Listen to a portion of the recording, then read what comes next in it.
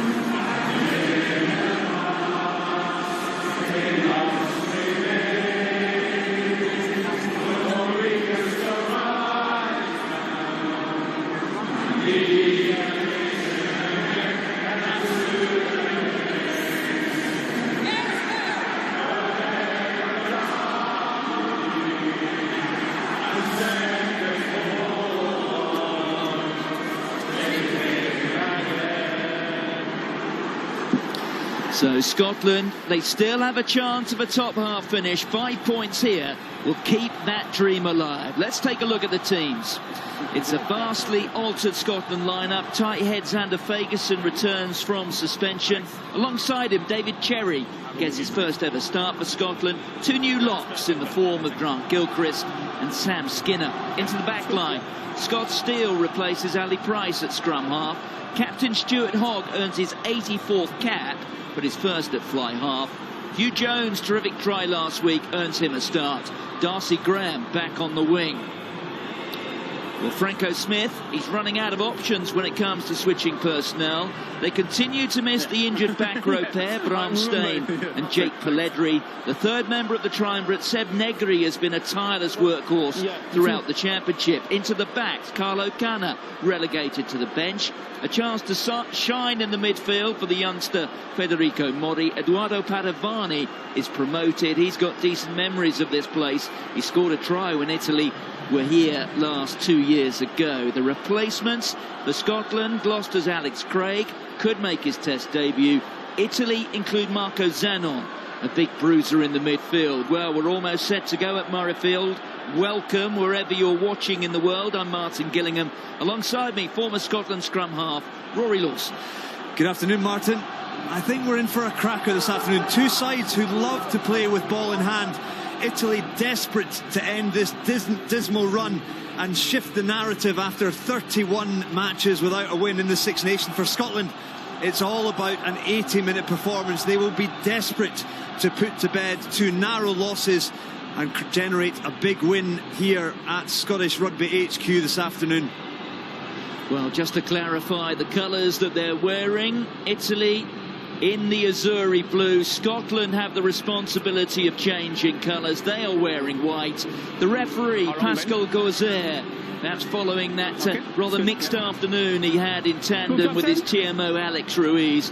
Both of those operating as a team again today. Carl Dixon and Craig Evans are the assistant referees. It's a glorious afternoon in the Scottish capital. And the first catch there coming from Nacho Brex, one of the Italians introduced to the squad this championship by Franco Smith. There is Varney, a 19-year-old and a 20-year-old are the 9 and 10 duo for the Italians. Franco Smith certainly planning and looking ahead to the next World Cup. Yeah, very much. This is a long-term project for Franco Smith. There, Italy doing really well to clear their lines. Scotland go quick from the line-out. Good first throw there for David Cherry. At the age of 30, getting his first start for Scotland, but there's the first knock-on off a Scotland hand. Yeah, it's going to be a huge area of focus for Scotland this week. Obviously, hugely disappointing return for them against Ireland, masterminded by Paul O'Connell. And the early line-out throw for Dave Cherry, not actually hitting anyone within the line-out, over the top to Sam Johnson. That man there, Franco Smith, desperate to see his side finish this championship on a high. A huge amount of youth when you consider the rawness of the squad. 9, 10, 12 between them, average age just over 20 years old. Combined caps 23 between them, and that is the spine that will look to get the men in blue moving this afternoon. And obviously without a couple of their key players, Jake Pelledri, they're one of the world-class operators within the system, and Bram Stain, a key man as well, missing. But they'll be looking to the likes of Sebastian Negri to give them the go forward to unleash some of the dangerous runners behind the pack. Yes, that Italy pack not quite carrying the same reputation in the front five and in the set piece that it once had, but I guess on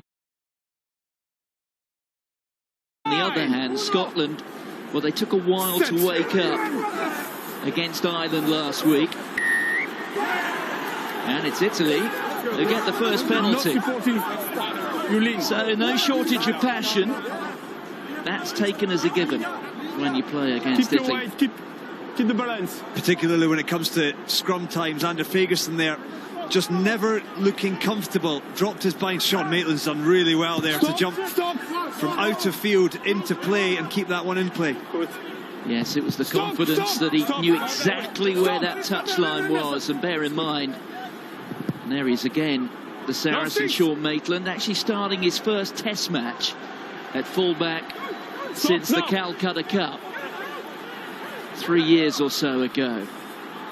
Montejoani flinging it out there to Federico Mori, another of the 20-year-olds in this Italy side. Riccioni restored after being dropped to the bench last time out. Well, look at this ambition from Italy. Bellini with the kick ahead. That's Jan Meyer who's getting after it, but Stuart Hogg almost returning to the more familiar role of covering the backfield, tidying things up for the Scots. Inside. Use the ball. Grant Gilchrist, you can see they're wearing the red protective headgear. He's starting a test match for Scotland for the first time in more than a year. Here's some calls of bellissimo down the ref mic, and I think the Italians will be the happier of the two sides with the opening 4 minutes, but showing the expansive game that they want to come to Murrayfield and play. Montejoani throwing the ball wide on that counter-attack. They'll be patient in their kick chase. They won't want to play too much rugby inside their own half. They have coughed up a number of tries by being turned over, but they certainly have come here to play. Well, that was Canoni who fired it down confidently at the scrum half. Varney on there to Garbisi.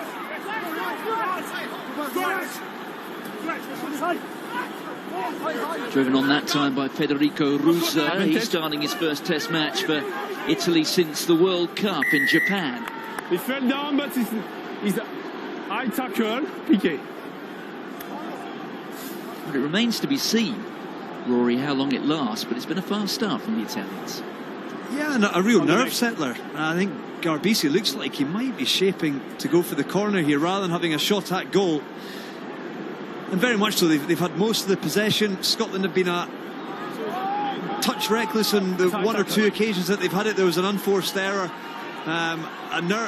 A nervy first touch for Scott Steele that gave Italy the platform. They generated a scrum penalty. This one here is a penalty for a high shot against Matt Fagerson. You just see the high tackle sanction around the left arm of Fagerson, taking the ball carrier high, even though he was going to ground. It meant it was only a penalty kick, but fantastic platform for Italy. Luca Bisci wearing the mantle of captain, finding Federico Rusa in the centre of that Italian lineup. And this is working nicely for the Italians. Bisci has the ball. You can see him there with a headgear, and he's in the corner. Luca Bisci. What a start for Italy. Well, I think Pascal Gorzet, who may have been unsighted, wants to take a look at this. Yeah. What's on field decision? Try? Okay.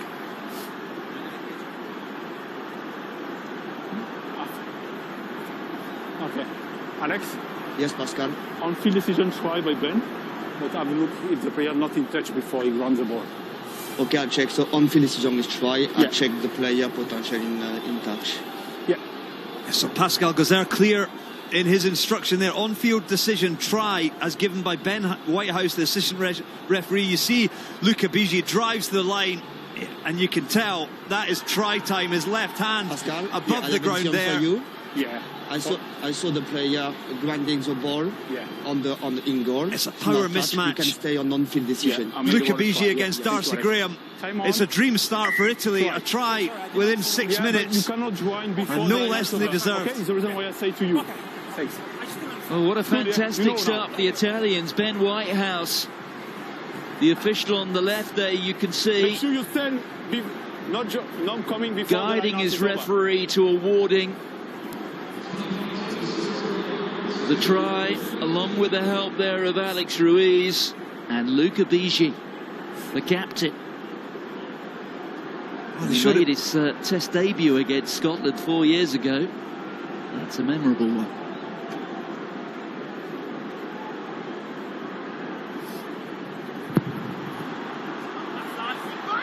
What a conversion that is. Some would say from the wrong touchline there with the left foot. But it's 7 points to 0 to Italy. A cracking start. Fantastic start for the Italians. Really sluggish for Scotland. Italy showed against England how they can get out the blocks. They scored early on that occasion. Really important for Scotland now to show a reaction. They were sluggish 6 days ago against Ireland here at BT Murrayfield. Sluggish again today, conceding the first score, and that'll give Italy a huge lift of confidence. Absolutely crucial that they get this exit right. Garbisi finding Maitland. 5 blue. 12 blue. Yeah, advantage offside, 12 blue. And 12 Italy blue have come offside. offside. There's Gilchrist on there to Hogg. Keep the mark, please. Here's Maitland. And Hugh Jones and No Duan van advantage. der Merwe not 12 blue in front. quite on the same 11 wavelength, front, but will 11 come front. all the way across 12 for blue the in front. penalty. Yeah, and it's a soft penalty. It's one that will really frustrate blue in front. Franco Smith and his side. It just comes from a simple exit kick, but it's one that we're seeing more and more, and referees right from the top are being told to marshal this very closely. Stephen Varney passes the ball back deep to Paolo Garbisi, 12. who kicks the ball long, but until the players are played on side, Please. they cannot move forward. And on that occasion, it was Federico Mori in the number 12 jersey, moved towards Scotland. On the And line. it's a simple and careless penalty to give away. Please. Gives Scotland the opportunity for an immediate riposte. It's good. So the first Time on. responsibility falls on the shoulders Stay. of David Cherry. Keep the 9. Goes to Gilchrist. 9. Stay. Stay. Stay. Advantage Italy at the 7 moment from the defending side. it well, but a man has come in from the side. Yeah. It's Jan Meyer. No advantage.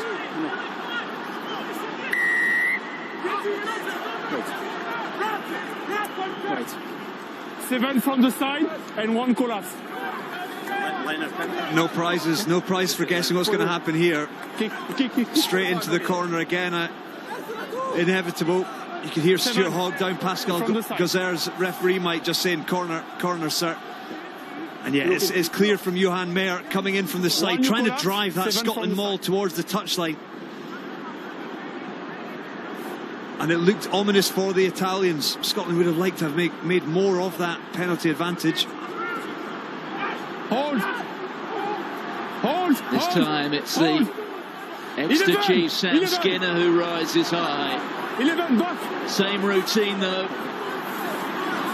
Can Italy keep them out? It's with Cherry, and Cherry pushing his way through, and he's got the score. Up the grounding. And what a way it is to make your first start in Test rugby. Nothing. David Cherry at the age of 30. White. And it's a brilliant story. But what a way to celebrate your first start in that Scotland jersey. The first maul didn't work, but Scotland adamant they were going to go for the corner. And on this occasion, they set the platform again. Hamish Watson was immediately in on Sam Skinner. From there, the platform was built. And it looked like Italy had done well to just about stop it, but Dave Cherry, power in that metre to get over the line, does really well to get the ball down. Before Stephen Varney, the small scrum half, managed to get underneath him, but the try had already been scored. Really pleasing reaction from Scotland. Gregor Townsend will be delighted with that, albeit still very frustrated to have given away the first score, but both mauls seemingly dominant when they have the throw-in. There are one or two romantic tales around this season's Guinness Six Nations Championship about careers that were almost halted before they'd begun. Dave Cherry, his story, his career tale is among those. A man who struggled to get a professional contract in Scotland. Martin, we had a chat with him on Thursday night this week, and it's an amazing story. He was playing in the fourth tier of French rugby a couple of years ago. Did the hard yards at London Scottish as well. Got the opportunity at Edinburgh. And obviously in the absence of Stuart McInally and Fraser Brown, he has been able to come into this Scotland squad. First ever cap he played was in the Scotland win at Twickenham. Scotland go again. Hugh Jones bursting through the centre. He's got Sam Johnson alongside him.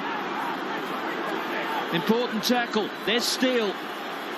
They've got a bit of a numerical advantage, or at least did have for a couple of moments. Maitland just catches Steele. It's Cherry who falls onto it. Use it. Hamish Watson powering his way through. There's Steele. On to Gilchrist. The scrum half has it again. Johnson pirouetting. Use it. Well, there's no doubt that that early try from Luca Bigi has sparked a real reaction from the hosts. Sutherland, another powerful carry there from the loose head. Johnson on here to Watson. He's got Duan van der Merwe, who is unstoppable. Once he's going, he gets the side of the line. Duan van der Merwe, it's almost certain he's going to get there. And that was a classic case in point. He scored against Italy in November in the Autumn Nations Cup. He's done the same here. Well, Scotland go coast to coast straight from the kickoff. 3-4 phases.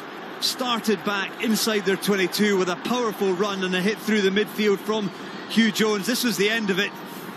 A mismatch in the outside. Hamish Watson does well to hold Varney and has Garbisi bite in, and from there, as you said, Martin, Duhan van der Merwe needs no second invite. Getting under the sticks as well, making the conversion easier for Scotland. Scotland have 12 points notched up in just a couple of minutes and are showing much more like the attacking threat that Gregor Townsend would have wanted from his squad. This is the end of it again. Hamish Watson, look at him, he just holds on to Garbisi, has him interested. From there, van der Merwe, the Jock Bok dots down, and Scotland take the lead. Yes, Jock Bok, member of the Bok Brigade, call them what you will. Duan van der Merwe. And I know that, well, these final days, or what are supposed to be final days in the Guinness Six Nations, carry special importance to individuals once every 4 years because of the British and Irish Lions tour. Warren Gatland perhaps predictably preferring today to be in Dublin to watch Ireland against England, but the one or two Scots here who will feel they've got half a chance perhaps of going on that tour. Duan van der Merwe is one, Jamie Ritchie another. It's been a long time since a Scot actually started a Lions test. Tom Smith back in 2003. Garbisi. That was from Brex. On to Monty Ioane. Here's Johan Meyer. Expect to see him popping up all over the pitch. Varney, there's a chance here for Ioane. Ioane's got a couple of tries in the championship already. Here's Meyer. Meyer getting through one tackle, trying to power his way through a second. Quite a reply here from Italy. That's Rusa, the offload, and then it's spilled forward by Bischetti. But the referee was playing an advantage to the Italians. Italy looking really dangerous again. They knew they had penalty advantage. Ioane had the one-on-one down the left touchline here, and Maitland did very well to get him down. You're just hearing offside Rory Sutherland. That all comes out of the speed of ball, though. Scotland couldn't build their defensive line. We saw the same when Scotland were in possession, unable to build the defensive line quickly enough, and as a result, players creaking, taking the risk, jumping out of line. Gregor Townsend, a few causes for concern. Italy, certainly in possession, have looked very dangerous. They've looked a bit vulnerable when Scotland have been in possession, but two sides, as we predicted coming into this one, Martin, desperate to come out here and throw the ball around. There's rarely been a better day so far this year in Edinburgh. Bit of a breeze, but perfect conditions down there, and both sides making the most of it. Paolo Garbisi makes it 2 out of 2. The young fella who was picked by Franco Smith to play for the national side after just 3 hours of senior professional rugby. Part of that project for the 2023 Rugby World Cup. Let's not forget, when these sides last met in Florence in November, Italy were leading with 15 minutes to go. By White, for me. Barney. Use.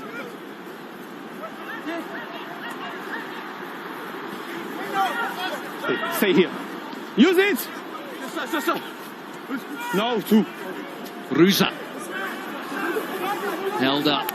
Good tackle there from Matt Fagerson. Stop! Stop! 3, stop.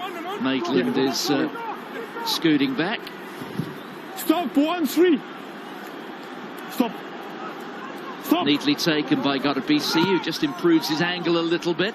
8. Yes. Here's Hogg. Chance to run there for Duhan van der Merwe.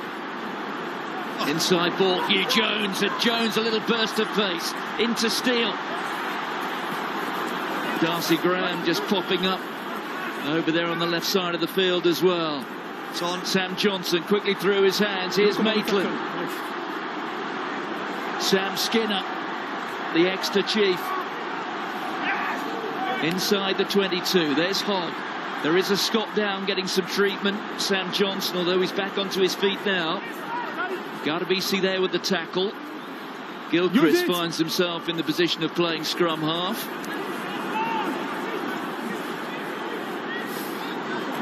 Well, it's been a very entertaining opening quarter to the match. Here's Darcy Graham. Tackle coming from Mori. There's Matt Fagerson, who will feel, despite the fortunes of his side, has had a consistently good championship, Matt Fagerson. Inside there from Scott Steele. Van der Merwe going into the contact. Yeah, I know. But it's Italy who get the penalty. Yeah, I know. I think they're going to have a look at the TMO here, possibly, for a late tackle. Penalty for Lyon. We want to review the tackle on the 12 white here. Pascal, I would like to show you an illegal tackle by 12 blue on the 12 white. Yeah.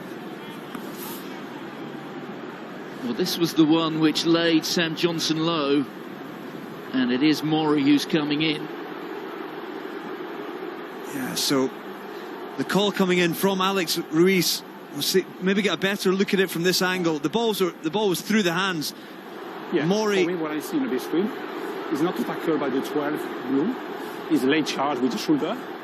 The point of the contact is the body. For me, it's a penalty and yellow card against 12 blue. Anyone disagree? Yeah. Alex? I am agree, Pascal. It's illegal action by 12 blue on the 12 white. It's a contact on the body. Pascal Gozer, very decisive there. He's going to call Captain and 12. Federico Mori over. Illegal tackle, so he's essentially said it's a shoulder charge rather than a tackle, and from there, it's because it's on the body, it's going to be a yellow card. But previously we have a late, it's not a tackle, it's a charge, late charge. The point of the contact is the body, is a yellow card against 12. It's not a tackle, it's a charge. Sorry. Alex, with the mark. Mori possibly lucky that wasn't higher. If that had hit anywhere in and around the head or neck of Sam Johnson, you could say he's fully committed, but this is reckless. This is what World Rugby is trying to take out of the game. Is someone sprinting up and just dropping the head and leading with the shoulder without actually making a tackle. Also, his eyes are down, aren't they? Yeah, they are. And, you know, Sam Johnson thankfully bounced up from it. He certainly felt it. It was a heck of a clatter. Mori didn't miss. Maybe just a little bit of youthful exuberance misdirected on that occasion, but Italy came into this with 4 of the 7 yellow cards in the championship. That's the 5th for them. Hold, white, blue, hold, back. The catch that time from Jamie Ritchie. Back. Cherry looking here to produce a carbon copy. Stay. Italy defending it well at the moment. Remember, they are a man down, but it is in the midfield. Sam Johnson had to take a couple of grabs at that. There's Scott Still, the Harlequin. On to Hamish Watson. Here's Xander Fagerson, restored to the side today after having served out his suspension. Watson. Here's Maitland. Maitland sees a bit of a gap and he's through. Is Maitland the offload? Jones gets it away and it's a try for Darcy Graham. It's a numbers game. Darcy Graham smile on his face there. Lovely offload from Hugh Jones, who's got up hobbling back towards the halfway line, but the real decisive break came from Sean Maitland. He just identified a mismatch. There's that man there. 50% hit rate, tries to test matches, but here you see Stuart Hogg-Maitland sees the mismatch in that midfield. He's up against Marco Riccione, the tight head prop. From there he gets beyond it, eventually hauled down. Hugh Jones hauled down as well, just right on his shoulder there. Desperate tackle by Padovani, and from there it's Darcy Graham taking one off the ground and dotting one in the in-goal area. And I feared it for Italy coming into it. They had conceded 33 points in the 36 minutes that they've been down to 14, and they've been made to pay by Scotland again on that occasion.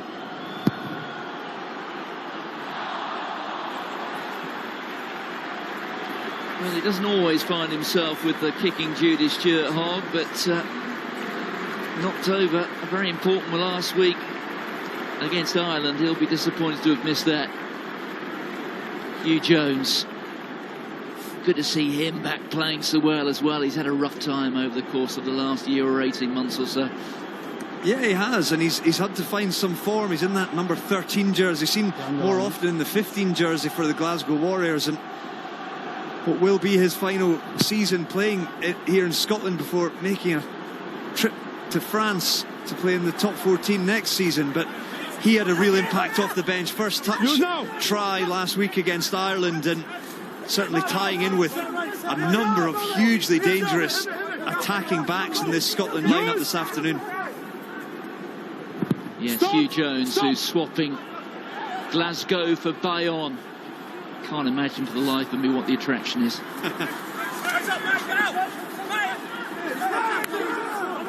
Not on the ball. There's Varney. Driven forward by Lamaro, wearing the 8 jersey here. Got to be seat. On to Padovani. Padovani, another player who hasn't had too many starts of late for Italy. It's not a knock-on for me. Rip. Okay. It's not a knock-on. Rip on the ball. I think that's the right call from Pascal Gazelle. Look at the tackle here. Scott Steele gets on the ball and he ends up ripping it free. I think the ball actually ended up going backwards. So, if anything, I think it maybe went forwards off Scott Steele rather than Scotland suggesting it was knocked on by Italy.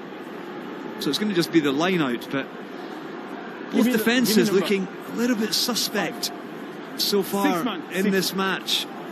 Gregor Townsend will be keen to see Grant Gilchrist shake off that knock. Obviously the injuries to Johnny Gray and Scott Cummings last week. Two high quality second rowers as Sam Skinner and Gilchrist, and the opportunity for Alex Craig to debut off the bench at lock later in this match. But I think Gregor Townsend will be keen for his more experienced man to stay on for now. That's a fairly painful tackle miscount. Oh, it's quickly taken and off goes Cherry. And look at the pace of the man. He's got Scott Steele with him. There's Gilchrist, picks it up. Sutherland. Important tackle coming in there from the Italians. Johnson, Darcy Graham. That was quite a contact between Darcy Graham and Nacho Brex. Both men seem to be up and moving fairly freely though. There's Scott Steele onto Hogg, driven forward. That was Fagerson. Jamie Ritchie. Scotland really playing with some impressive tempo here. That's Hamish Watson. Zander Fagerson that time.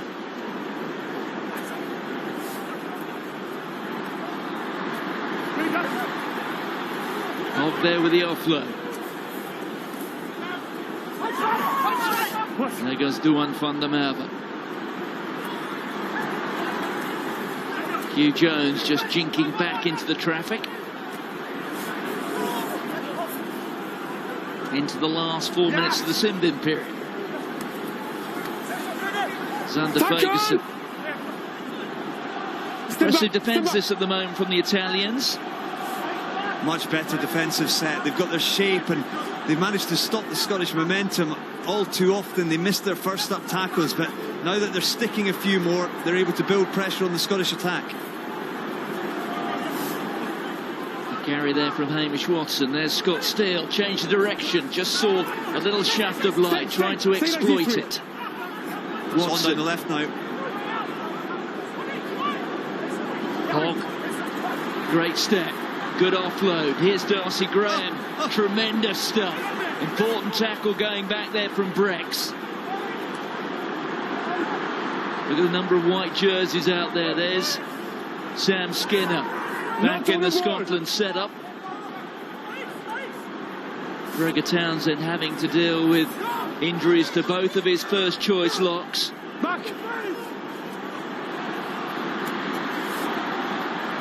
Here's Darcy Graham, thumbed hard by Monte Ioane. I think Ioane saw that one coming from a long way off, and Italy get the penalty.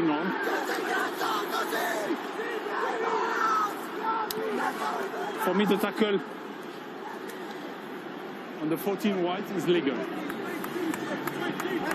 It's a huge tackle from Monte Ioane, and it looked like Darcy Graham had, I mean, it's not a great pass at all, and I don't think Darcy Graham will thank Sam Johnson for that one, but it looked like Darcy Graham was really shaken on the ground there, which almost led to him not releasing, because there he's free, and Duan van der Merwe comes in over the top of him, but just doesn't manage to get the clear on, because it's backwards. Michele Lamaro gets over the top of the ball and wins his side a penalty.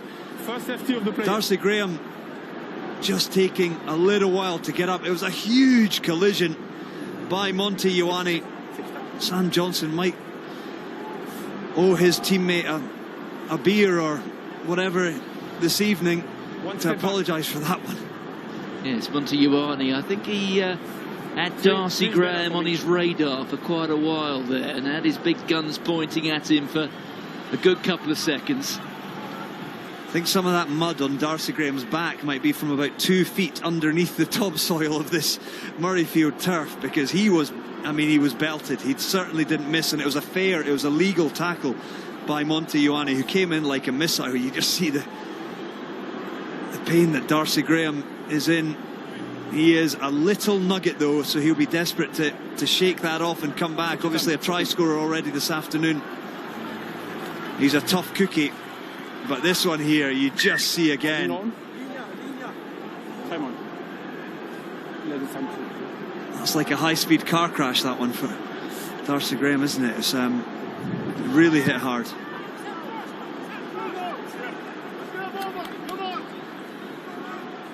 Thanks.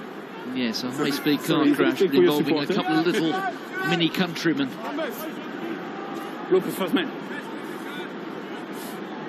I don't think you've stood next to Monty Ioane recently, have you? Yeah, it's good. He's one of the bigger models, is he? Yes, he is. V8. Hold! So Scotland have a 7-point lead. They've got 2 minutes with a one-man advantage.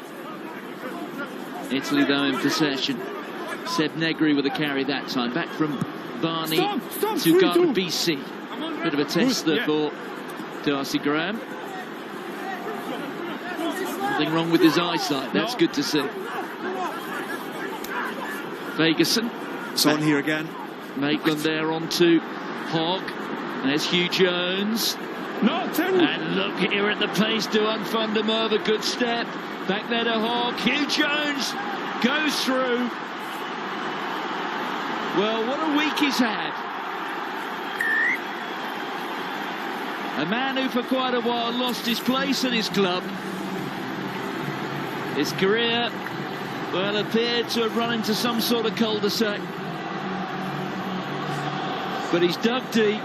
He's rediscovered the form which made him one of the stars of that famous Calcutta Cup victory here 3 years ago. A try against Ireland, and here he is against Italy. Oh, it's a beautiful score. We just see the end of it here. Hugh Jones dotting down the pace off the back of it. But it comes off aimless kicking from Italy.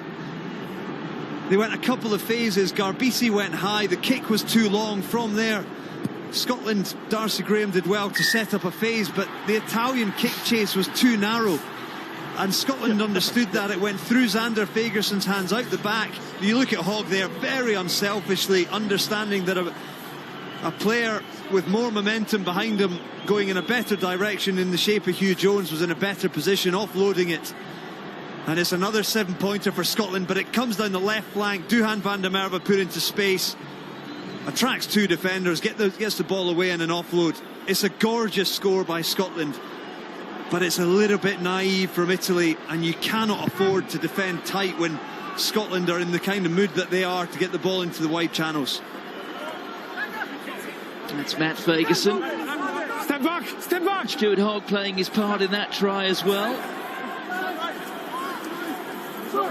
One of the newspapers in these parts did a count today. And clearly haven't got too much to do with their spare hours, because they added up all the days between today and the last time that Stuart Hogg wore the 10 jersey in an international match. It was for the British and Irish Lions. And it was against a Queensland and New South Wales country 15 back in 2013. The count runs to several thousand days, but the way he started off so far, it's as if he was born with a 10 on his back. That lockdown life will get to you, won't it? Too much time on their hands. But no, he's played in this position, obviously, at club level, not at professional club level necessarily. But he's got the skills, and he understands now with his extra leadership role as well as captaincy. He understands how the side want to play, and he's now in the linchpin position, looking comfortable so far this afternoon as well. Good tackle there from Nicola Cononi. There is Hugh Jones. Scott Still. Advantage being played here to Scotland. So they already have that try bonus point. That was well picked up by Jamie Ritchie. Back. Murray back after his period in the sin bit. Driven forward there by Sam Skinner. Hogg. That's Sam Johnson. And it was Barney grabbing hold of a shoelace. There's Hugh Jones. Scotland inside the Italy 22 again. Referee says he's still playing an advantage to the men in white. Even inside the 22, you see the speed of ball Scotland are getting because they're winning the collisions. Italy too passive defensively. Hogg, Johnson, inside ball. Look at Duhan van der Merwe just barging them off. Steele on to Maitland. Jamie Ritchie. Here's Hamish Watson.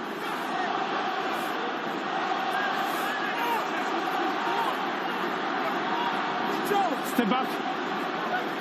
Now it's the patience over to the big boys to try and just generate these inches, and if quick ball comes, the backs will then get it. Offside 5, advantage. Well, Italy have come offside, so Scotland have the security of the free hit. Steele. Yeah. There's Hogg. Well, the referee blows his whistle and brings us back for the penalty. And 30. It's great to watch, isn't it? Two sides. Obviously, Scotland have had the lion's share of possession now. Actually, 66% possession for Scotland, which, given that they didn't have much ball for the first 6 or 7 minutes, just shows the dominance they've had Italy in the last 25. Yeah. Wait. Total dominance in possession, and some of the ball carries, the meters made from some of these ball carriers. Yeah. Duhan van der Merwe, 6 carries for 101 metres so far. Hugh Jones, 4 carries for 109 metres. The dominance in the wide channels, but created by the close channels. Hamish Watson, 8 carries for 49 metres. It's the power in close that gives that space. There's the water boy, a certain Finn Russell, and there we see Dr. James Robson. Special occasion for him, his 250th Test match. He's been in post for an awfully long time in various roles.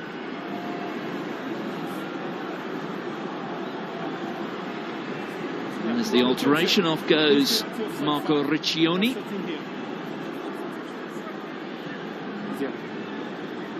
Yeah, Dr. James Robson, wonderful man, wonderful professional. And I've had a number of fantastic tours with him, but there are guys who owe James Robson an awful lot for the incredible work he has done as a doctor. 2010 being one example, with Tom Evans, essentially a life-saving intervention on field for James Robson. 30 years here with the Scottish rugby team. 250th game. I thought it was a nice touch, actually. Stuart Hogg ran out with him by his side, and James quickly dived off. He's a very humble man who doesn't necessarily like the limelight, but there are a number of players who he has looked after incredibly well across his 30 years. Yeah, he's perhaps happiest when his work actually goes unnoticed to the wider public, and that's for obvious reasons, I guess. But he's done a lot of work with the Lions as well, Lions tours. Will Greenwood, another of those players who will be grateful that Dr. James was in the place he was at the right time. There's Varney. Italy trying to ensure that they're in exactly the right spot at the moment. They can't afford to make a mistake here. Back to Garbisi, almost with his toes on the dead ball line. That's a good clearance. Quickly taken though by Darcy Graham. Maitland's got a little bit of space. Closed down well though by Italy. Here's Jamie Ritchie. On to Gilchrist. Zander Fagerson. Leave it, 8, leave it. Thanks.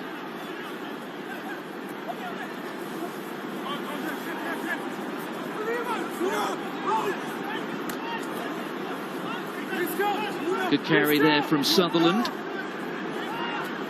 Fagerson. Hogg, the inside ball to Hugh Jones. Extra roll. Extra roll, you prevent the contest. Yeah, extra roll, you prevent the contest. It was a cracking story about how Hugh Jones came to the notice of Scotland rugby. He was playing down in Cape Town. He was doing a bit of work at the famous Bishop's School in Cape Town, between school and university. He was playing for their university team, and the video operator. I'm not sure if we have a video operator anymore in rugby, with technology of that kind having moved on, but killing a few spare hours. The video operator in the Scottish Union was watching an old university finals match in Potchefstroom and saw Hugh Jones and did the homework and saw that he had a Scotland qualification, and he was invited to fly north. Yeah, had a huge impact when he first joined the Scotland squad, didn't he? And try scoring became very easy to him. He's, as you mentioned earlier, Martin, he's gone through a tough period over the past 12-18 months. Questions being asked of him defensively, and struggled a bit for form under Dave Rennie at Glasgow Warriors. And but he's shown a lot of fight over the past 12 months. In the 15 jersey for Glasgow, rewarded here with an opportunity to start for the first time in a long time by Gregor Townsend, and he's certainly shown some really classy touches this afternoon. And for Scotland, very important to have as wide a net as possible to identify talent. That throw going astray from Luca Vichy. Here's Darcy Graham. Gives it a mighty hoof to his mate Monty Ioane. Padovani. And that is directly into touch. Yeah, that's a bit of a killer, isn't it? You get a penalty, kick to touch, lose the line out. Scotland go again quick from a line out that they shouldn't really have. No, you pass the ball, you cannot play. Yeah. Okay, you pass the ball, you must play immediately. They're going to come back for this, but yeah, it's just this is the area, one of the areas that Franco Smith will be really looking for Italy to tighten up on. They get a penalty, kick to touch, lose the line out. From there, they actually get the ball back from a counter attack, but from there they just make an error. It's Padovani kicks the ball out on the full, and they lose 40 metres and give Scotland the line out back, and it's so punishing. Cherry finds Ritchie at the front of the line now. Was on the 5.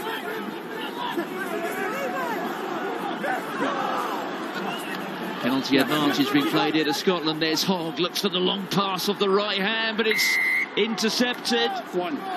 Eduardo Padovani thought for a moment he could see the wide open spaces and green acres of Murrayfield. Alas. We'll give Stuart Hogg the benefit of the doubt there and say that he knew that the penalty advantage was coming. I think he did, didn't he? I think he did, yeah. Look, Scotland are looking to really roll the dice when the penalty advantage comes. Yeah, the arm comes out there. Stuart Hogg immediately knows that he's got the opportunity here.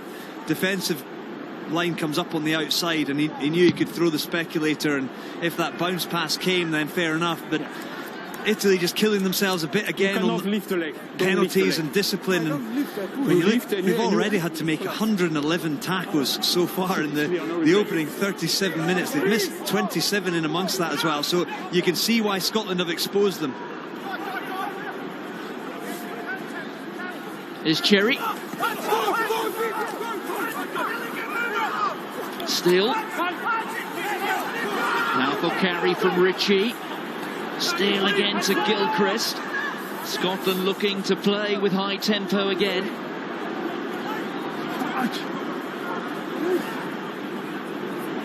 It's amazing what a difference a few weeks makes. The Autumn Nations Cup was not the sort of occasion really that was a great advert because of the quality of rugby that was played. It's almost the antithesis, this Guinness Six Nations. Some absolutely stunning rugby. The first 40 minutes at Twickenham last week, England, France. And this has been similar in parts. Well, that was rather tempting fate. Loose head spills it forward. Ioane looking for spaces, going laterally. Held back by Scott Steele. Referee playing a knock-on advantage to Italy.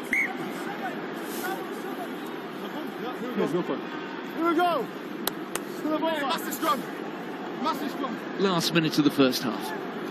Yeah, and it's been a good first half I think Hugh Jones No, actually no, just- did Rory Sutherland with his eyes there. I think no, Sutherland thought the ball might be not a going penalty, no. out the back to the time off. quicker man. It's been a cracking Blue first ball. half. Both sides really keen to play expansive rugby. Yeah, Defences have been suspect for both. On occasion, No, Scotland, nothing. it was it's full ball by the Blue. a really rocky start and sluggish from Scotland. Italy out the blocks, quick scoring Blue within ball, 5 minutes, but the reaction from Scotland since then has been a very good one. Valence, you That first. man in picture there, Scott Steele, winning his first start. He's provided some quick ball. Scotland, with a physical dominance in the carries on a lot of occasions, have generated that Keep quick your feet ball. under the Scott body. Steele working quick ruck to And just ruck and control. getting the ball into Stuart Hawk's hands. And we've seen the likes of Duhan van der Merwe, Hugh Jones, Darcy Graham, Sean Maitland, the damage that they can cause when they're given time and space. Italy will be keen to finish this half without conceding any more points. I'm not sure they'll necessarily go to try and go from inside their own half and score, but who knows? I wouldn't be surprised if they did try and roll the dice one last time before half-time. Italy conceding points at pretty much the same rate they have done throughout the championship. 20 points or so a half, that has been the average. Set. Stay. Stay high. But we have seen reasons for cause for optimism. There goes Varney, missing out Brex. Murray carries it forward. Varney again sees the gap. Advantage, straight off feet. Advantage, straight off feet. Penalty advantage here. Brex feeds it on to his captain, Luca Bigi, Yeah, who advantage gets up penalty. to halfway. That's a tremendous offload onto Fischetti. It's no advantage because you flying down. Penalty here. Yeah, it's a frustrating penalty to concede for Scotland. You notice the last play. 9. Keep No, your no. discipline, hold your shape. Scott Steele being penalised. No advantage because the clear ceiling off by 18 Blue.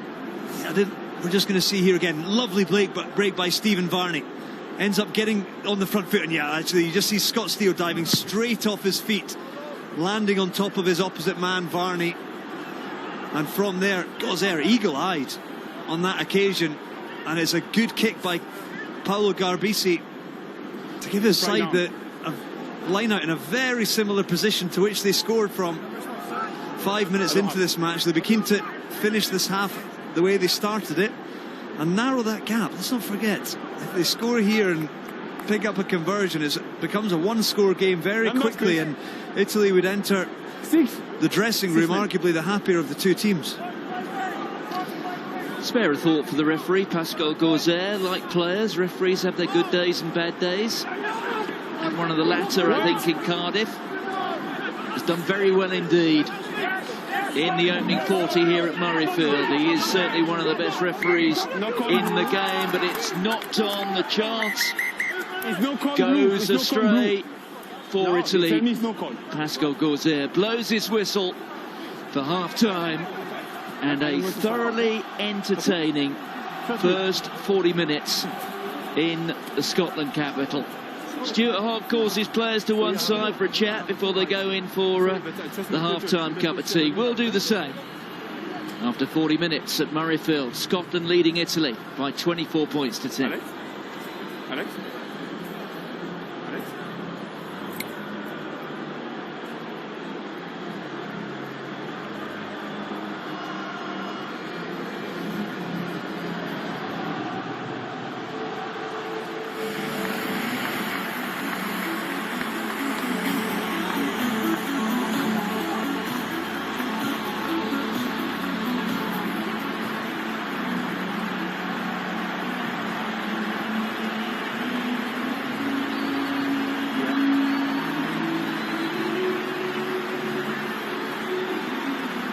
Yeah, I know you're taking it.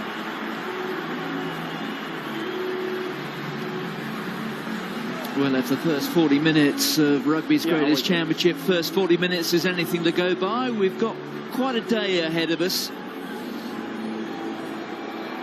Starting here in Edinburgh, where Scotland have already got the try bonus point tucked away.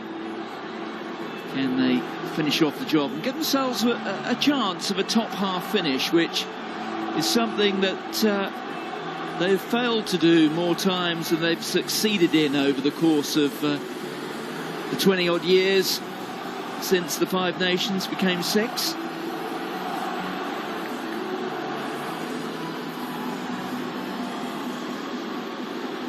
So Paolo Garbisi, what do the Italians have tucked up their sleeves for the I know it's so long, but last 40 minutes of their Six Nations season?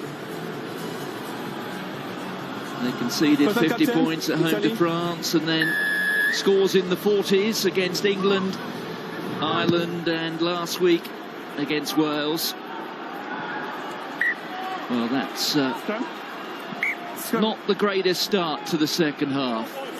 But if we look at Italy in that first 40 minutes, Rory, there certainly were glimmers of hope. I think with the ball, they've shown their capabilities on a few occasions. I think obviously a maul try early on, they got out the blocks, they would have been really buoyed by that, motivated, fired up, desperate to finish this championship on a high. However, as the game developed, they were falling into the same traps and suffering the same hard luck stories that they have done throughout this championship, falling off too many tackles. They missed 29 tackles in that opening half of rugby, and it's very difficult to be competitive when your defence is being bruised in that manner. Powerful Scotland scrum to start off the second half. That was something that was missing a week ago against Ireland. Yes or no? Very much so, and I think something that Scotland would have come into this game very keen to force themselves upon this Italian set piece.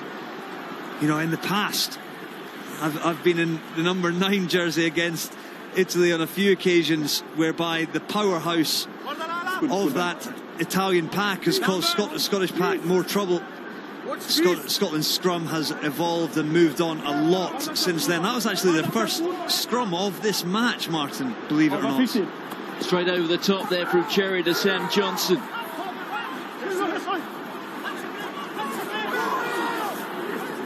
Taken forward by Gilchrist.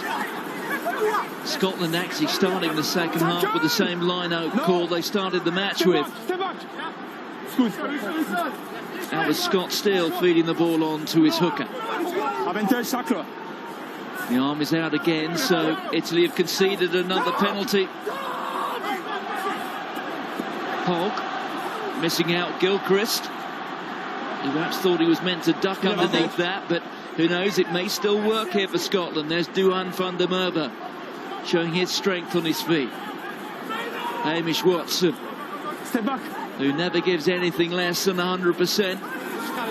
Dennis Ferguson, in some people's eyes perhaps the villain in the defeat here against Wales when he was sent off, but certainly his presence back in the side has been felt today. There's Sean Maitland finding Matt Ferguson that turn.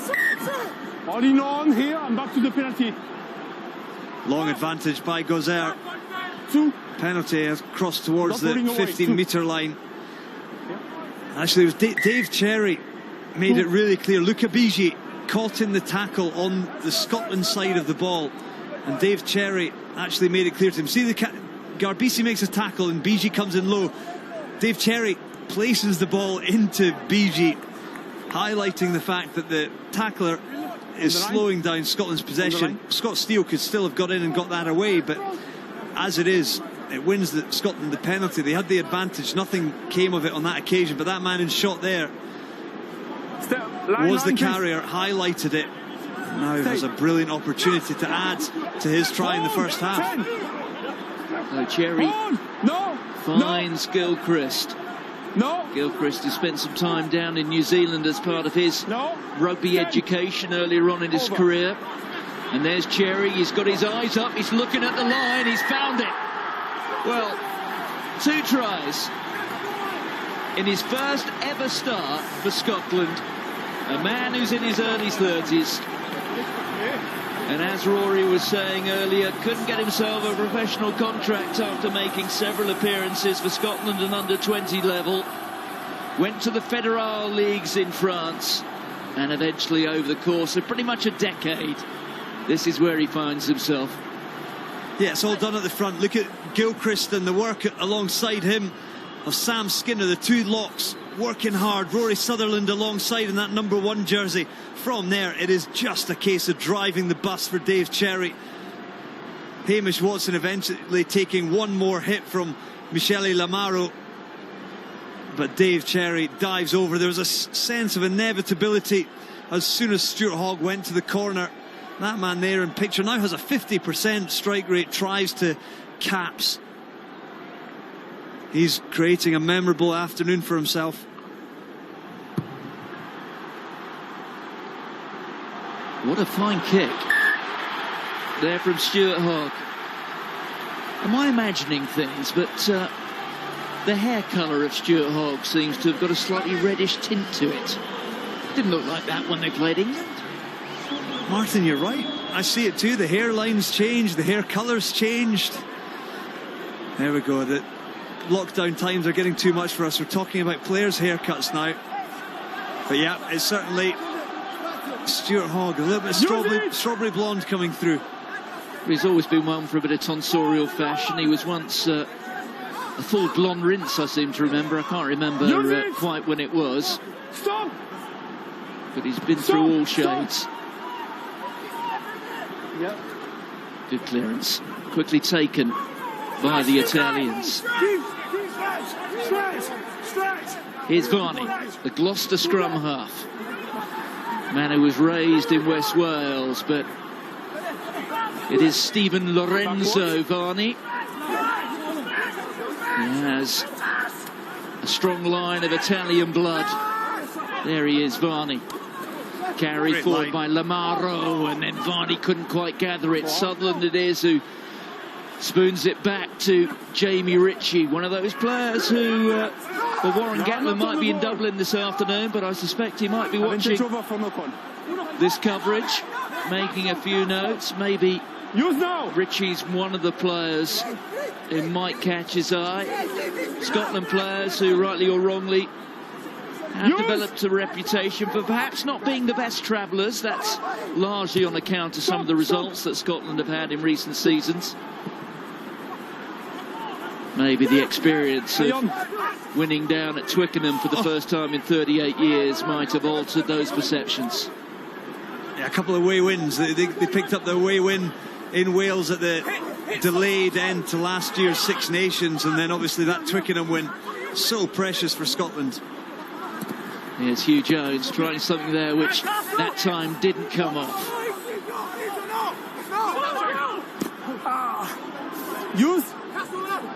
Just to mark your card, a bonus point win here for Scotland will take them ahead of England and France in the table.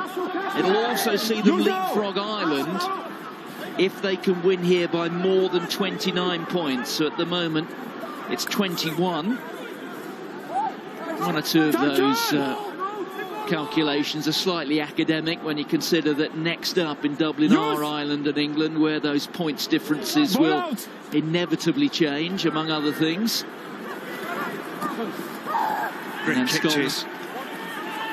Yes, it was Eduardo Padovani who felt the presence there of the Scots, but Scotland just getting a little bit too carried away coming in from the side, so that's why Pascal Gauzer has awarded the penalty.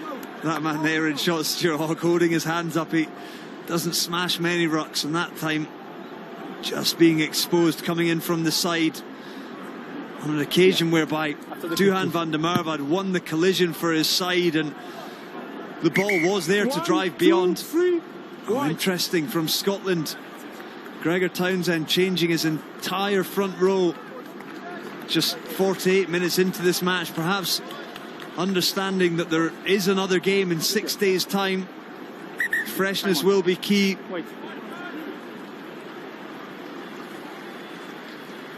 Yeah, so the full switch in the front row.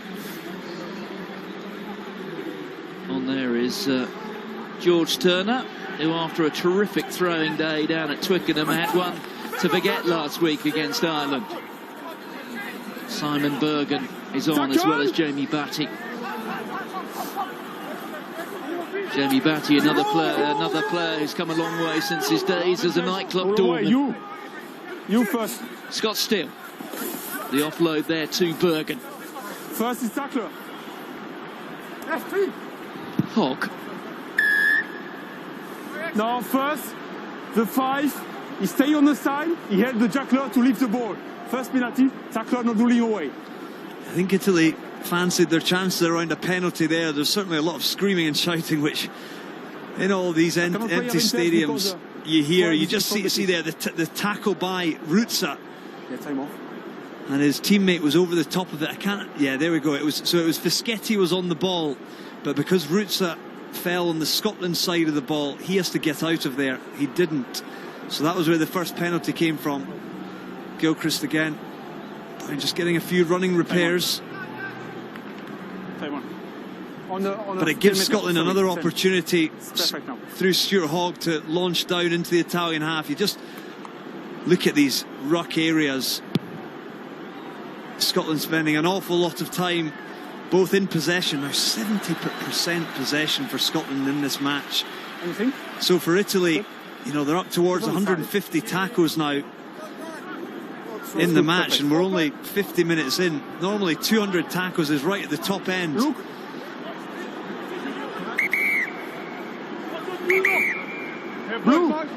Italy just preparing to make at least one alteration, perhaps two, maybe even three.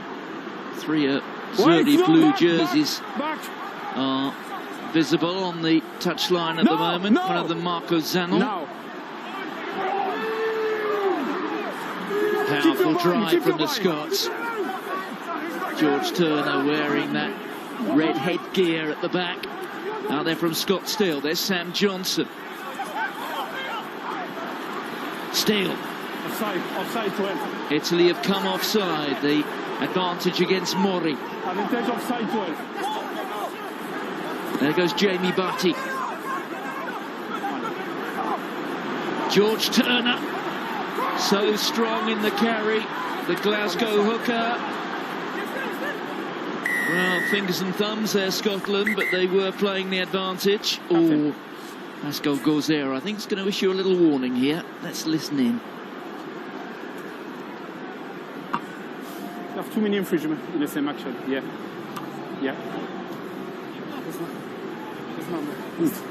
Yeah, I know.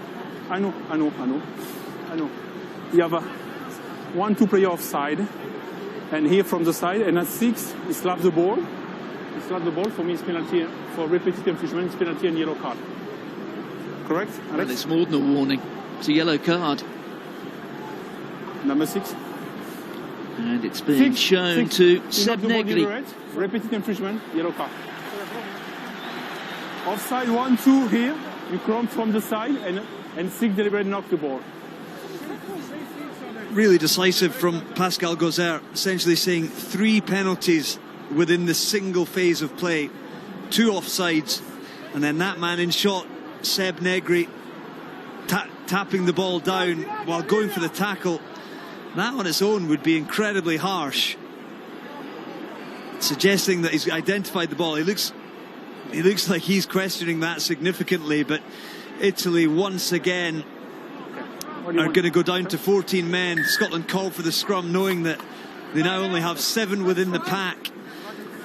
But they just make it so difficult for themselves, don't they, Italy? They're going to go a minimum of 60 minutes of this, 20 minutes of this match without a man on field, down to 14 men. So it's really difficult playing only 60 minutes of rugby with 15 on field and trying to win a test match. Yeah, Seb Negri looking at Pascal Gauzer and saying, look, you sent me out the class. It was just a bit of backchat. You haven't caught me writing on the desks. So true. But he's been such a key man for Italy in this Six Nations in the absence of Steyn and Pelledri. One of only 2 people in the championship to have made 50-plus tackles and 50-plus carries. More space, balance. So as if it wasn't an uphill battle enough for Italy. 21 points down. I do fear for them here. Another 10 minutes with 14 men, albeit only 9 minutes now because it's taken that long for this scrum to get set. Yes, the rather ominous sight of Duhan van der Merwe being dwelt on there. A huge blind side which is the responsibility of Mattia Bellini. Use now. Still, they're going the other way. Johnson steps off the left foot. Half a metre out, Scotland. Scott Steele has a go and he's over. Well, Scott Steele has been on a circuitous route to get here. Not just for Scotland, bear in mind, off the bench. He's played on the wing. He's even played at flanker last week when he came off the bench. But in terms of his club life, a year or so ago, he was released by London Irish. And here he is, a bit like David Cherry. He's proving a late bloomer.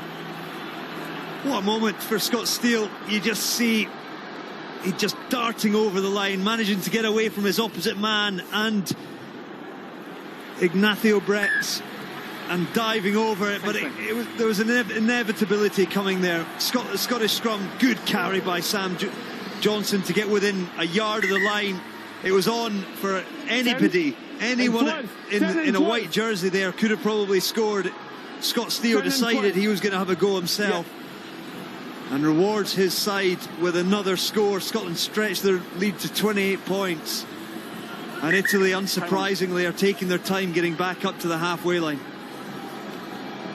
As things stand, Scotland heading for victory. They'll be up to 11 points, the same points difference at the moment as Ireland. So they could just move into second spot with 2 matches to go on Super Saturday. And don't forget, part of the challenge that Gregor Townsend faces is he's got a 6-day turnaround. There are still 1 or 2 negotiations to be continued and completed with clubs from the English Premiership to ensure the release of players there. We hear that Finn Russell has already had his talks with Racing 92, so he will be able to play. It was an interesting point, actually, Rory. I'm not sure if you were aware of it, but Rory Lawson, who showed no symptoms after Sunday evening from his bang on the head last week, had this match kicked off 2 hours later, he would have been able to play, because you've got to have the full 6 days as part of the concussion protocol. So if we'd had a 3:15 or 4 o'clock kickoff, he would have been able to play today.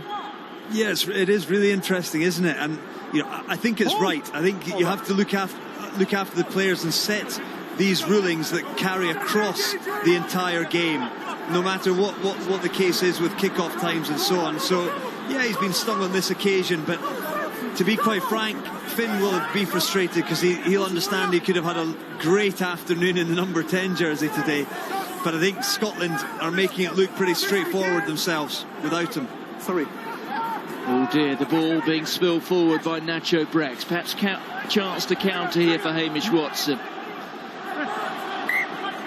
Yeah, it's still is Do you reckon Finn Russell will be up for Friday night, playing in Paris against a few of his mates? Maybe, just maybe. I think he'll, you know, he relishes those opportunities, doesn't he? He absolutely loves it when, you know, the stakes are against them. And particularly, you know, it was interesting reading a little bit about Duhan van der Merwe and the relationship he's built with Finn Russell, having only known him as being an opponent for Glasgow, playing in the intercity games, and they had a fair bit of chat on opposite teams, but they've got to know each other in camp over the past few months and really got on well. But yeah, I think Finn will absolutely love it in Paris next week. You see a couple more changes for Scotland, just keeping that freshness. Sean Maitland's gone off, Stuart Hogg's gone to fullback, Jaco van der Walt on at 10, and that man currently in possession of the ball, Ali Price, comes on for an important 25 minutes for him. He's not quite hit the straps that he would have liked to since that England game. Contributed to Darcy Graham's try against Wales here 5 weeks ago now. Hasn't quite dominated and pushed potentially somebody that people were talking about as being a potential British and Irish Lion. So an important 6 days for him ahead now in that Scotland jersey. 20 carries for Hamish Watson. Quite a workload. You tend to expect it with that man. Long pass off the left hand there coming from Sam Johnson. You Jones, and there's Ali Price just changing direction. Here's Matt Fagerson. Back from Ali Price. Little chip over the top. It's high tackle here. Just the Darcy combination Graham. I was talking about, the Price to Graham combo. Hugh Jones just grubbers it through. Not his best kick, Here is a high but tackle. Pascal Gauzer was On the 14. playing the advantage for the high tackle on Darcy Graham. High in terms of the tackle here fact on it the caught him 14. around the throat, but Darcy Graham isn't the tallest man in professional rugby, and he was, I think, leaning forward quite a bit at the waist. Yeah, I think we'll see here, he actually jumps up for it. What do you want? And it's Stephen Barney, who is No, it's fair arguably one of enough. the few people who is possibly smaller than Darcy Graham on field, but it was high. They were both standing fully upright, and Barney kind of swung an arm at him. Yes, I shall take those comments back. But you just look at the penalty count just stacking up against Italy. 11 penalties now. And it's becoming a really long afternoon when you've only got 29% possession. It's incredibly difficult to keep yourself in the fight. Scotland now looking to turn the screw. Same move again. First is no straight. Well, it was First is Carlo no Canna straight, and after is no con blue. who anticipated that. No straight first. Anticipated it well. It's a great move on the 22-metre line, because Italy obviously have to stay 10 metres back, but it's a great chance to pierce your way into the Italian 22. I think Carlo Canna might be a little bit lucky there. If that one had been straight, he potentially could have been done for a deliberate knock on, albeit he did try and catch it, but it was forced forward undoubtedly. But It's in. Italy are going to have the scrum here. George Cerner had a cracking start to the championship. Do you sense he's suffering a little bit of a confidence crisis with the line-out throwing? It'd be easy to say yes. He was certainly spooked last week. First couple of line-outs didn't go well. Stay high. That line, you know, when you look at Use the Tag ball. Byrne, Ian Henderson, It's good chance. James Ryan had an absolute field day, and I think it's a unit, and the line-out has to work as. But George Turner, I think, was certainly spooked as the man who is in charge and hitting double top on that dartboard. Yeah, he had a stunning performance down at Twickenham. He really was one of the stars. There were several wearing the blue of Scotland that day. Here's Ali Price. Stop. 7. Hogg just feeds it on to Johnson. Here goes Duan van der Merwe. Once again, we see that incredible power he has. There's Jaco van der Walt skipping his way through the tackles. On there from Gilchrist. Pass out there to Jamie Ritchie, but it was a little bit forward. It was. Sorry. It was clearly on there. Down the outside channel. It was. Stuart Hogg just forced it forward because he was under pressure from a desperate tackle from Ioane stepping in. The tackle. Again, lifting Stuart Hogg up there. Ooh, I have a funny feeling Alex Rees is going to have a look at this. Pascal, can you show you? Yeah, Can you show you the late tackle by 11 blue, please? I don't think it was late. He's saying it's late. I don't think it was late, but he lifted him above the horizontal, which you cannot do, and then brought him to ground. I think he brought him to ground safely. Oh no, he didn't. That's a dangerous tackle. It's a lifting tackle. Well, he said late first of all, did Alex Ruiz, but it's now, as you say, Rory, number 10. what he does with him when he gets him beyond the horizontal, just to reinforce the point. Once you get the tackle player above the horizontal, you have the responsibility to bring him back down safely to his feet. Return on the back, and so Italy are going to go down to 13 for the final minute of Sebastian Negri's yellow card.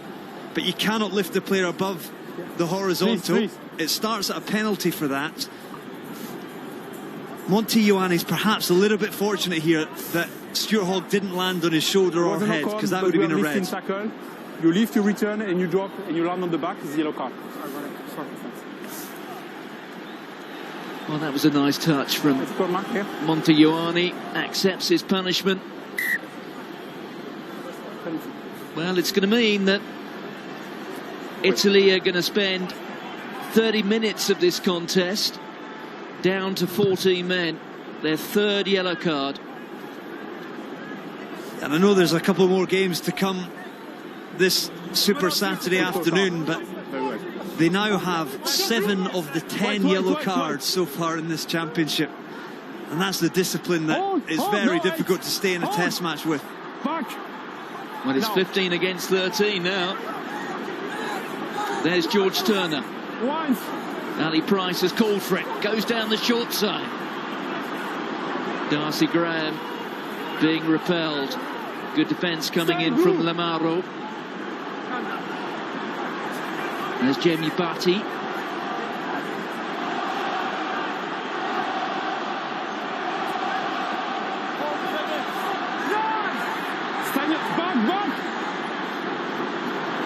Price, well, he lost that one forward.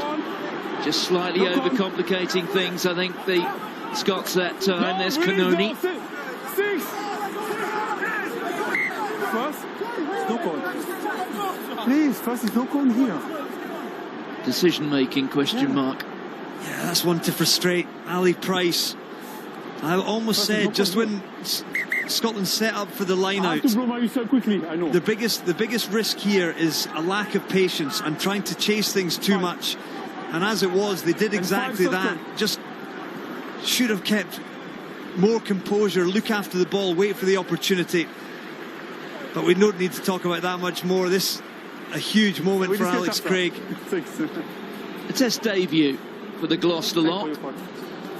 Also coming on for Italy, a true Italian hero, Maximo Mbanda, who was awarded Knight of the Order of Merit of Italy for his volunteer work as an ambulance driver when the pandemic was having its gravest impact in Parma, up there in the north of Italy. Time off. We suspect a full play, we'll review on the screen. More foul play here. Thanks. Yeah. Picked up by Alex Rees.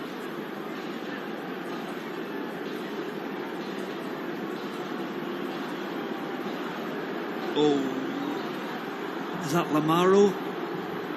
Just Pascal and the player. Well, that is very serious. On the clean out, just to use the shoulder first.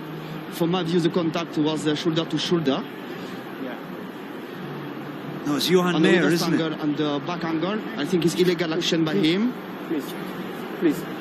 Can you have a better angle? Because I see the clean out, but it's on the body. He tried to clean. I don't use the arm, Pascal, on the situation.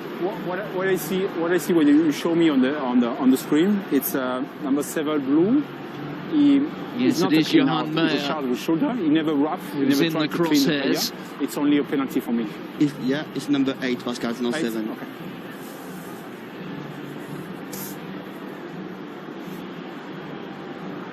Man in shot, Lamaro. So it's leading with the shoulder, not wrapping. Yeah, it's not a clean out. It's a charge with the shoulder on the shoulder. Okay, it's a penalty against you. Thank you. Wait. Give me the ball. It's a really tricky area. This we'll just see again here on the clear out. It's shoulder to shoulder. I don't restart the game. Lamaro, he wraps with his right arm. It's such an interesting area because you see the left arm there after the collision. He wraps, but it's so difficult to do when you're going in to clear somebody out, to wrap your arms and go in like a plane coming into land. Only a penalty on that occasion, but this is an area that Scotland have capitalised on a number of occasions already this afternoon. Well, there it is with George Turner. 5 metres out. Okay, 5. Sam Johnson. On there to Ali Price. Floated pass out. Great stuff from Stuart Hogg. Bit of space here. Duart van der Merwe, as he did against England. Well, has he got it down? From the floor. Stern blue. He's given a knock on. Knock on by what on the floor? So the ball just going forward. Duart van der Merwe, so close. How good is that from Stuart Hogg? Acrobatics, circus stuff from the captain. I thought for all money he was in, but I think as Brex gets underneath him, look at that desperate tackle. Time off. Brexon Bellini, actually, it was. Bellini initially. Fine. And off the bench, Zanon. Fantastic, desperate defence for Italy. They breathe again. I'm not sure I saw the knock on by Van der Merwe, but Gozer much closer to the action than I am. You see there, freakish stats. 13 tackle breaks from Duhan van der Merwe. 9 carries for 127 metres this afternoon. Well, there's your skill clip of the day. Yeah, I think the knock-on came at the point when Van der Merwe hit the turf with the ball tucked between his chest and the Murrayfield turf. Just watch this, we might see it here. It's just there. All the way, big head. Stay on the gate. Thank you. Trust me. Eagle-eyed, Martin. Duhan van der Merwe, it's a measure of the expectation he puts on himself. Even with 3 or 4 Italian defenders in front of him, he would have expected to score that one. Italy breathe again. Yes, eagle eyes with the benefit of my plus 6.75 lenses. And the slow motion replay. Put in there from Varney. Reset, ball is between the 2 front row.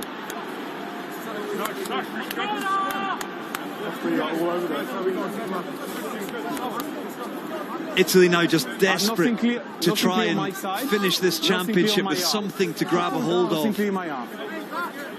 It's going to be a long period without international action at the very top end for them after this. So for them, you know, the questions aren't going to be answered around their existence within the Six Nations. Those cynics out there will continue to hammer, but this is a long-term prospect for Franco Smith.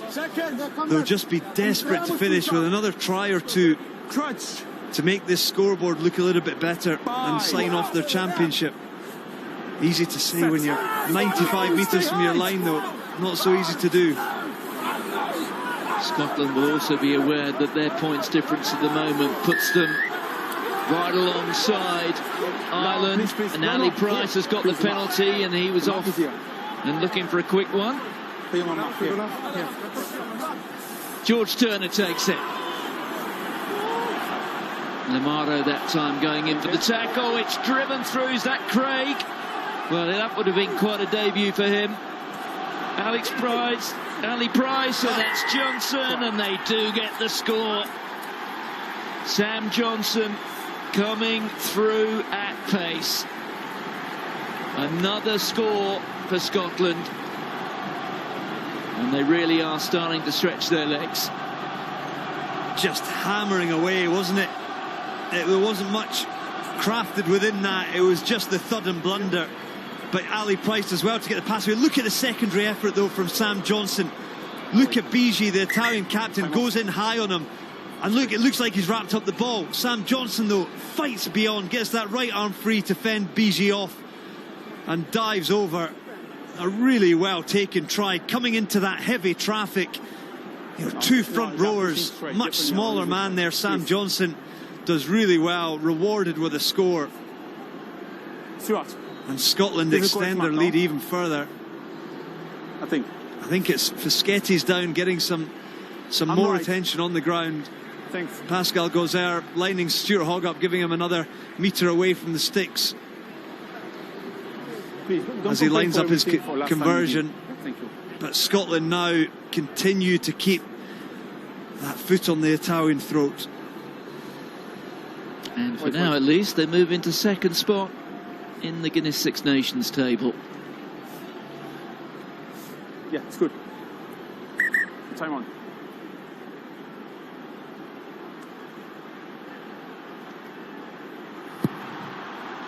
Easy does it, Stuart Hogg.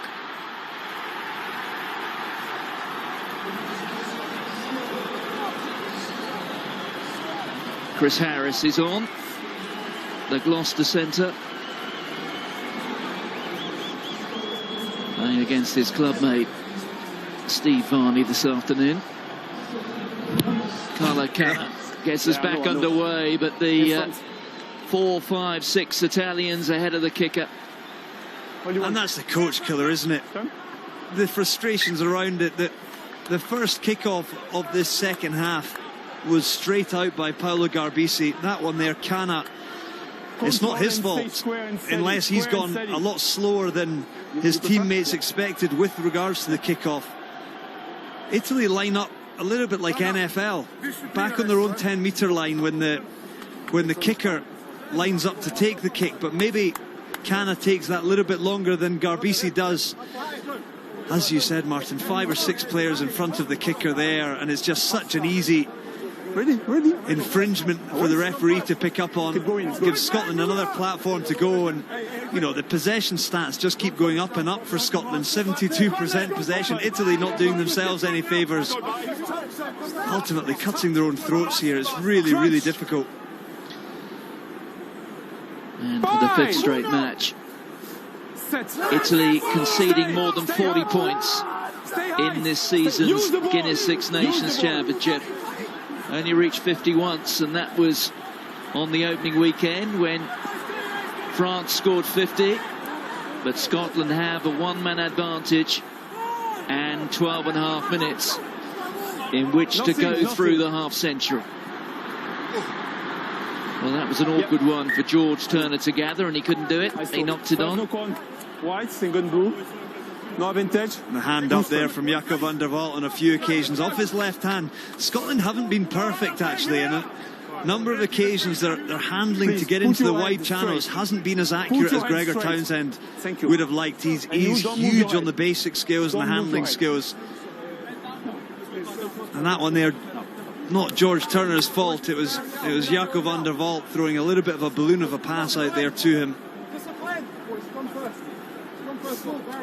And it would be easy for Scotland to get a bit carried away now with a 35-point lead, and this game is now, the result is, there is no doubt, but Scotland, Gregor Townsend would have come into this with a real theme of an 80-minute performance, not allowing the changes and fresh legs coming off the bench to disrupt the flow. Scotland's record winning margin against Italy, 41 points.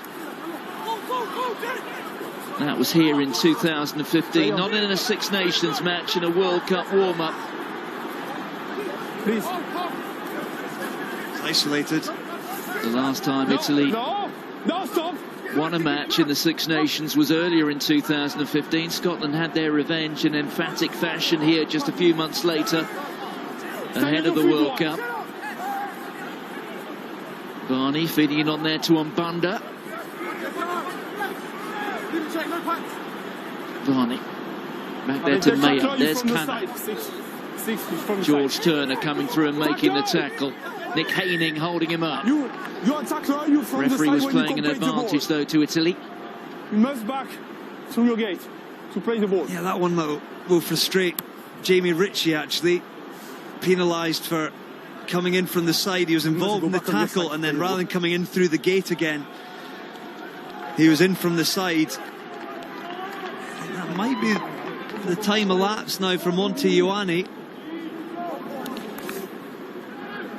Number? The Italians preparing to make alterations as well as to bring Ioane back. They're going to make a change at scrum half. Marcelo Violi is stripped off and ready to go. He'll replace and number 9. Steve Varney. Who is captain now? Also coming on wearing 16 is Gianmarco Lucchesi. He's the hooker replacement, and also Andrea Lavotti. So Lavotti replaces Fischetti. Off goes the captain, Luca Bisci. Time on. Wait! There's Lucchesi. Goes to Mbanda at the front of the line out. That was Violi onto Cana. Violi. There's Marco Zanon. Zanon, who made an impact when these sides met in November in Florence, when Zanon barged his way through and then offloaded to Matteo Minozzi to score the first try in that match. Minozzi, one of the players who's sorely missed by Italy for this championship. That was Bellini. We haven't seen much of him today. Cannoni being stripped. Here goes Price. He's off and running. Look at this from Ali Price. Hogg is on one side and Duhan van der Merwe is on the other. And he simply will not be stopped. And Scotland, for the second time in the championship, inflict half a century on Italy. It was France on the opening weekend, and it's now going to be Scotland on what was meant to be the last. That man again, Duhan van der Merwe, picks up the brace. But a lot of the work came from Ali Price. It was a turnover within the tackle. I didn't actually see who it was who stripped the ball out of the tackle. Italy on the attack, but Ali Price, show and go. Turn of pace there, and then from there, look at this awareness. Right hand over the top. Duhan van der Merwe needs no second invite and runs it in from 40 metres out. He won't score an easier try than that this afternoon. Clear ground in front of him. And nothing in his way was going to stop him on that occasion. Scotland go beyond the half century. In and around that, I don't know if it was actually in the tackle, whether it was Nick Haining that disrupted the ball or if it was just knocked on, but it was the ball over the top. Beautiful pass by Ali Price, making up for the error he made earlier on where he forced it on that occasion. Oh, you look at the frustration of Franco Smith. I can feel it up here, and he has much right to be frustrated as well this afternoon. His side have been a long way off where they needed to be competitive. And it's poised to be a record-winning margin for Scotland against Italy. Now 42. That's one more than Scotland beat Italy in that World Cup warm-up. And Hugh Jones. Look at the pace there from Jones. An arcing run.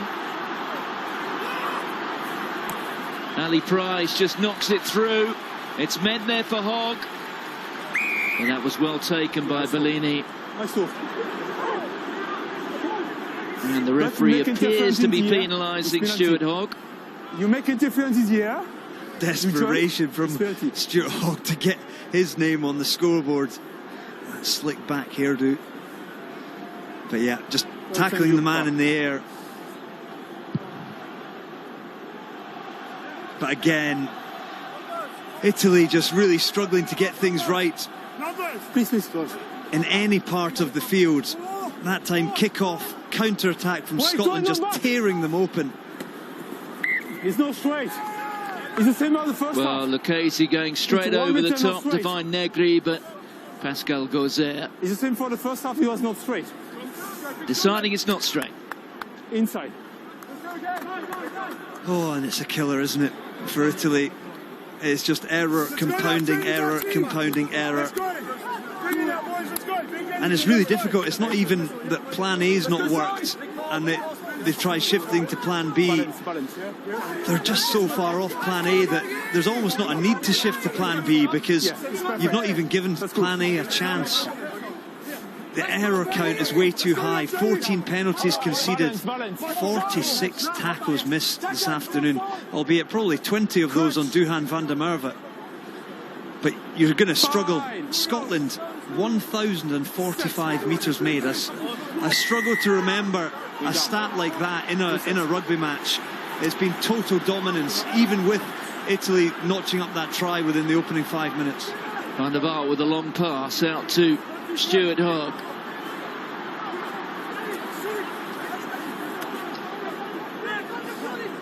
No, don't swap the player. Well, Gregor Townsend said he needed an improved performance today. Tackler, rule away. No doubt. They will have had the red pen out and found one or two areas in which they need to improve. But when you consider, as things stand, it's the biggest beating Italy have had in the championship so far. It's poised to be a record-winning margin for Scotland over Italy. It's all fairly grim reading if you're a follower of the Azzurri. It certainly is, and there've been parts of this match that have been a little bit like a training run for Scotland in many ways. Just the defence of Italy has really let them down, and fundamentally when they've been in possession, they've been really careless with it. Proud moment for the Mogliano club as Riccardo Favretto comes on to make his debut with a little more than 4.5 minutes to go. He replaces Johan Meyer.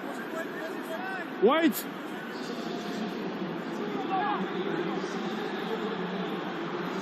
No, back! Lucchesi finds Canoni. It's with Lucchesi now. Bellini.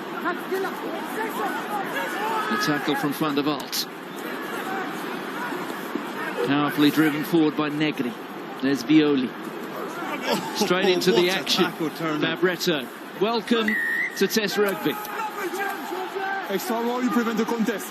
He's hurt himself, though, has he? Extra roll and prevent the contest. You change the power of the contest. That's not the first time that we've seen George Turner impact a tackle in this championship.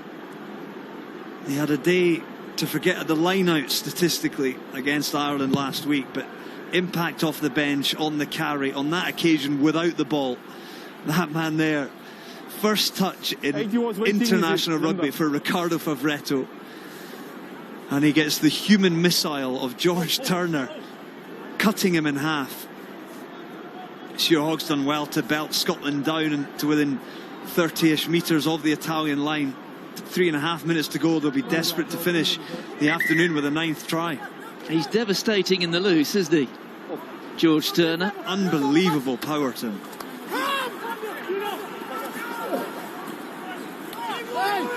Now you trap the player. Price. Play on there to Chris Harris. Harris, one of the players who paid the price for the defeat here by Ireland last week.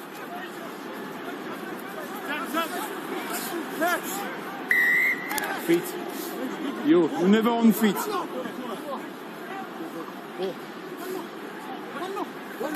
19. Well, we're getting to that stage in the game. The result is resolved.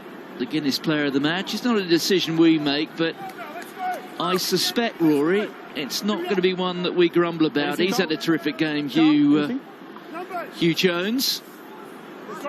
But it's one of the most reliable players in Scottish rugby at the moment who has won the award. There he is, Hamish Watson.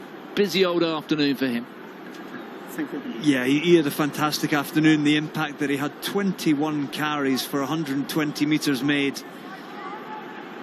A stat, three tackles, which for an open side, I think that's more a case of how little ball Italy have actually had this afternoon. Scotland have only had to make 75 tackles, which is an incredibly low stat, but that comes about because Italy have only had 30% of possession, and you know, even when they have, they've passed the ball quite a lot. They've been able to move the ball around the field, but for Scotland they've been so comfortable because Italy just haven't been able to build that pressure. And Banda keeps the ball alive. Violi. There's Carlo Cana. Scotland have come offside. Here's Marco Zenon. That's Canoni. Last 90 seconds or so of the match.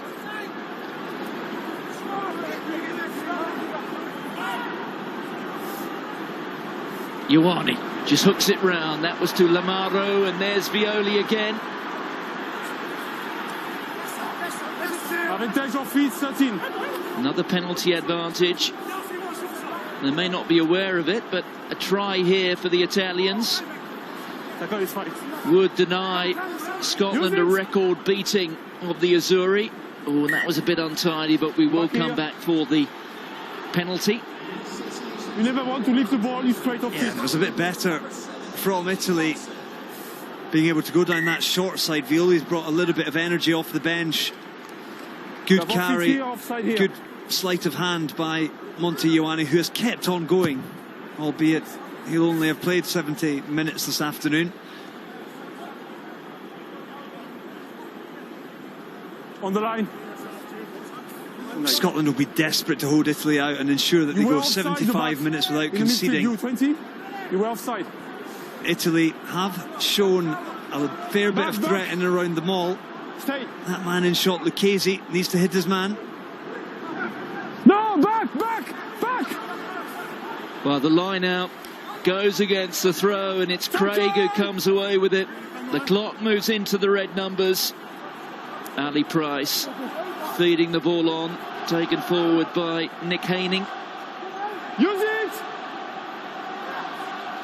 And Price just side-puts it into touch. Pascal Gauzer blows his whistle for the end of the match. Job done, I'm sure, as far as Gregor Townsend is concerned. It's a record-winning margin for Scotland over Italy. Italy have conceded more points here than they have done in the championship so far. It has been another object lesson for the Azzurri Blue, and Scotland now can move on to what will be, for what they hope, a fantastic Friday in Paris against France on Friday night. Scotland have beaten Italy in Edinburgh by 52 points to 10.